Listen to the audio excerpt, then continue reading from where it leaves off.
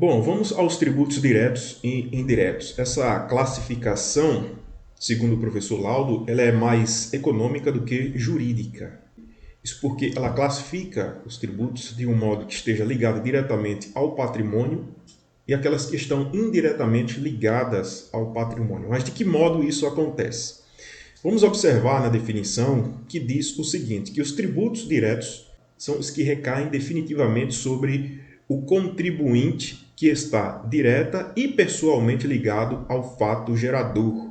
Assim, a mesma pessoa é o contribuinte de fato e de direito. Então, a gente vai ver mais adiante quais seriam esses tributos diretos.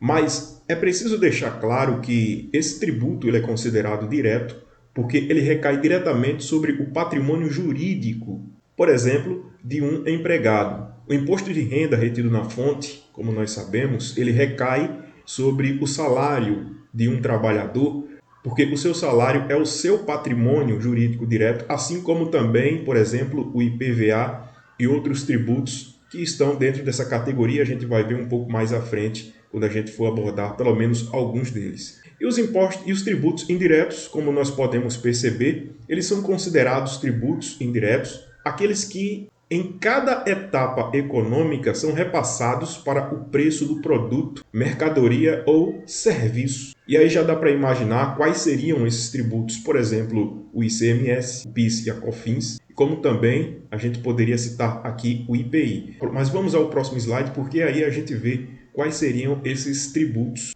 diretos e indiretos. Bom, quais seriam esses tributos? Aqui nós temos, por exemplo, os tributos diretos, como o imposto de renda pessoa física, né? Como eu disse para vocês, a princípio ele é cobrado diretamente no salário do trabalhador, bem como um imposto de renda pessoa jurídica, assim também como o ITR, o Imposto Territorial Rural, que é sobre o território rural, né? E a gente sabe que é um patrimônio que pertence, por exemplo, a uma pessoa tanto física como também uma pessoa jurídica, onde é produzido em uma área rural, assim como também o IPVA, né? Que é cobrado diretamente sobre os veículos, que é incorporado diretamente a um proprietário que pagou por aquele veículo e utiliza o seu veículo não ligado diretamente, digamos assim, a uma cadeia produtiva, mas é um veículo que pertence a ele. Então, quando o tributo recai diretamente sobre aquele patrimônio, ele concretiza a obrigação direta de pagar. Os impostos indiretos, como nós já havíamos citado antes, por exemplo, sobre a produção de bens e serviços, o ICMS, o IPI, o PIS e a COFINS. Cada processo de cadeia produtiva ali na compra existe, por exemplo,